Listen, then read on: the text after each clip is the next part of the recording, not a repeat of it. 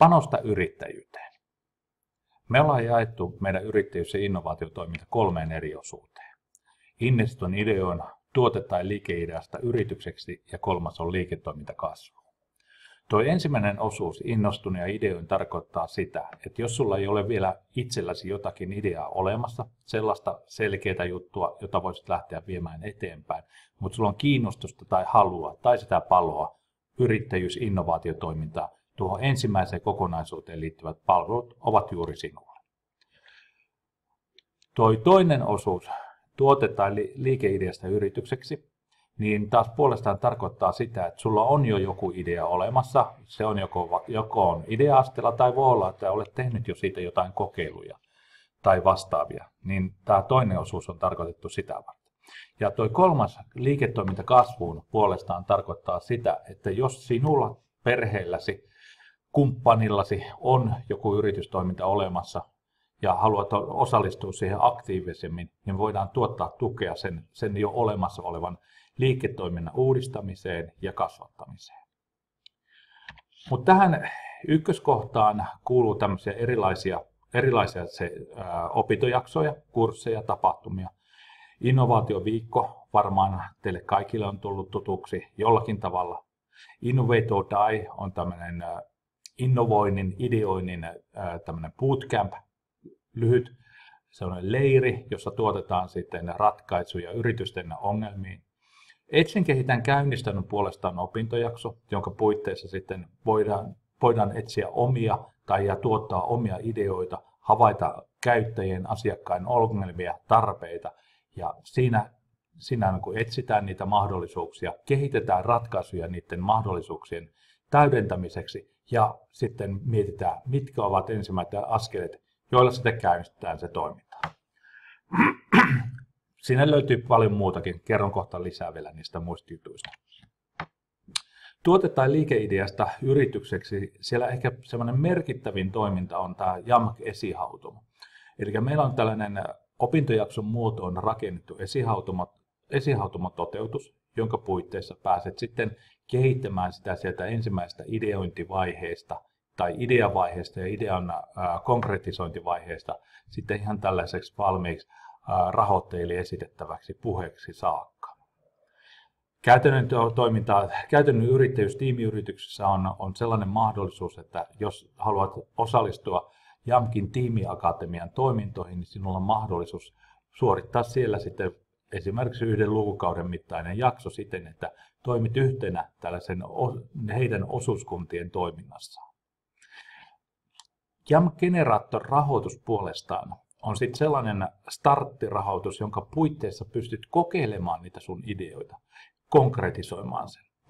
konkretisoimaan niitä. Eli jos sen idean toteuttamista varten tarvitsee hankkia jotakin tarvikkeita, osia, tai teettää jollakin ulkopuolessa, mitä itse et osaa tehdä, tai sitten esimerkiksi, niin kuin on ollut aika tavallisia tällaisia, että itse osaat tehdä koodia, mutta sulla on joku ohjelmistotuote olemassa, niin tuon generaattorahoituksen puitteissa pystytään rakentamaan semmoisia demonstraatioita, joilla sitten haetaan niitä asiakkaiden palautteita. Se rahoitus on 500 000 euroon saakka tarkoitettu kaikille meidän opiskelijoille sekä henkilökunnalle. Liiketoiminnasta kasvuun tarkoittaa sitä, että meillä on siellä taas tämmöinen esimerkki kuin JAMK-hautomo. Tuo esihautomo on enemmän tällainen työpajatyyppinen opintojakso, mutta tuo JAMK-hautomo puolestaan on sitten ihan omaa tämmöistä henkilökohtaista tai tiimikohtaista valmennusta. Ja se sisältö määräytyy hyvin pitkälle sen mukaisesti, minkälainen yritys on kyseessä. Meillä on oma pääomarahasto olemassa, joka puitteissa voidaan sitten maksimissaan 30 000 saakka voidaan sijoittaa alkavaan liiketoimintaan tämmöistä siemenrahoitusta.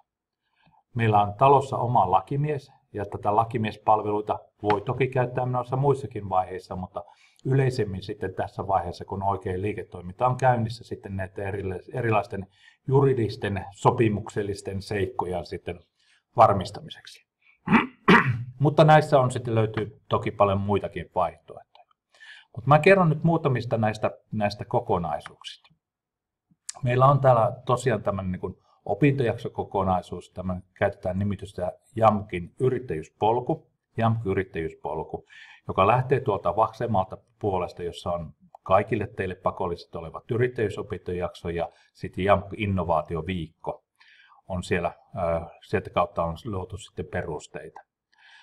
Sitten sen jälkeen tässä etsimisen, sen kokeilemisen vaiheessa, sen innostuksen hakemiseen meillä on kaksi mahdollisuutta. Meillä oli tämä Etsin, kehitän, käynnistän opintojakso, josta tuossa äsken mainitsin, mutta sitten toinen vaihtoehto on tämmöinen Concept Lab, jossa sitten luodaan konsepteja sitten tällaisissa moniammatillisissa ryhmissä.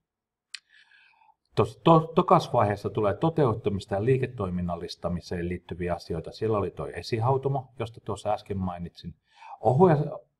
Ohimennen mainitsin myös osuuskunnista, mutta meillä on useita osuuskuntia toimii jo täällä ammattikorkeakoulussa. Ja jos olet osallistumassa osuuskunnan toimintaan, niin silloin on mahdollista saada siitä opintopisteitä sillä edellytyksellä, että osallistut tämmöisen yrittäminen osuuskunnassa opintojaksoon.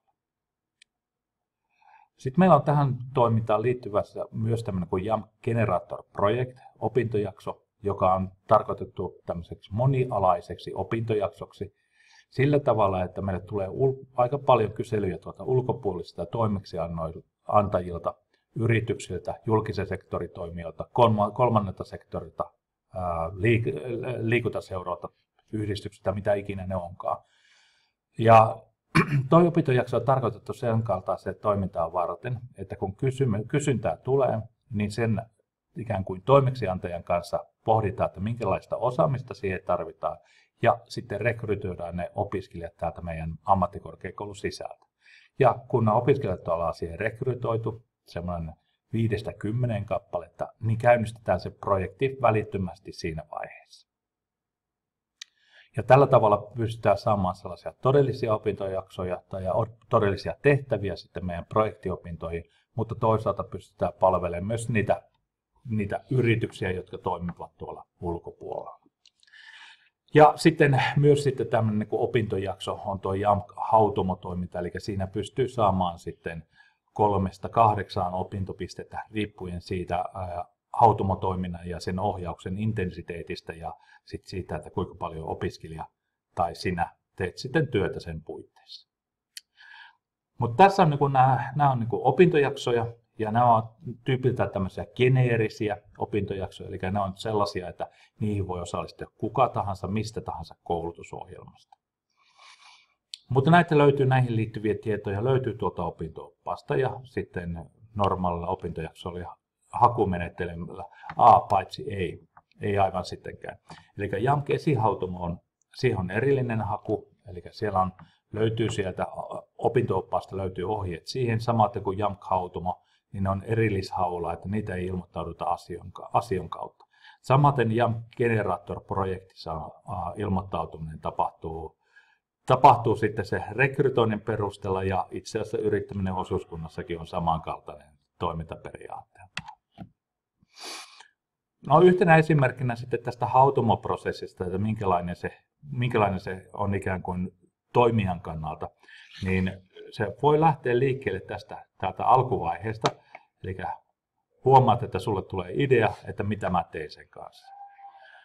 No sähän tapaat opettajatutoria aina vuosittain, tai sitten voit ottaa suoraan sinun yksikössä toimivaan yrittäjyyskoordinaattoriin, jonka kanssa voit keskustella, että no miten tästä lähdetään sitten eteenpäin.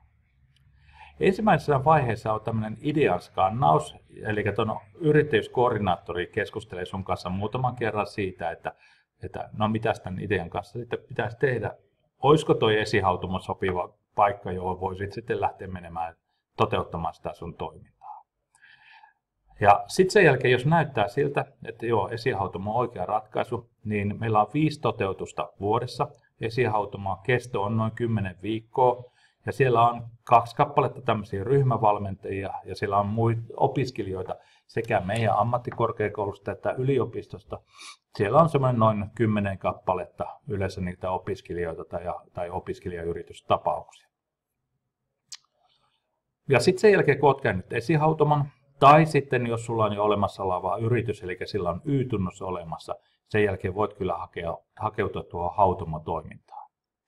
Ja Tuolla itse asiassa täällä oikeassa laidassa näkyy tuon hautumon taustalla menee tuommoinen katkoviiva, ja se katkoviiva tarkoitus on kuvata sitä, että meidän palvelut on voimassa myös sinun valmistumisesi jälkeen. Eli me ollaan tehty sellainen päätös, että me palvellaan meidän opiskelijoita vuosi valmistumisen jälkeen. Ja sen takia ei tarvitse niin kuin viivästyttää sitten omaa valmistumistaan.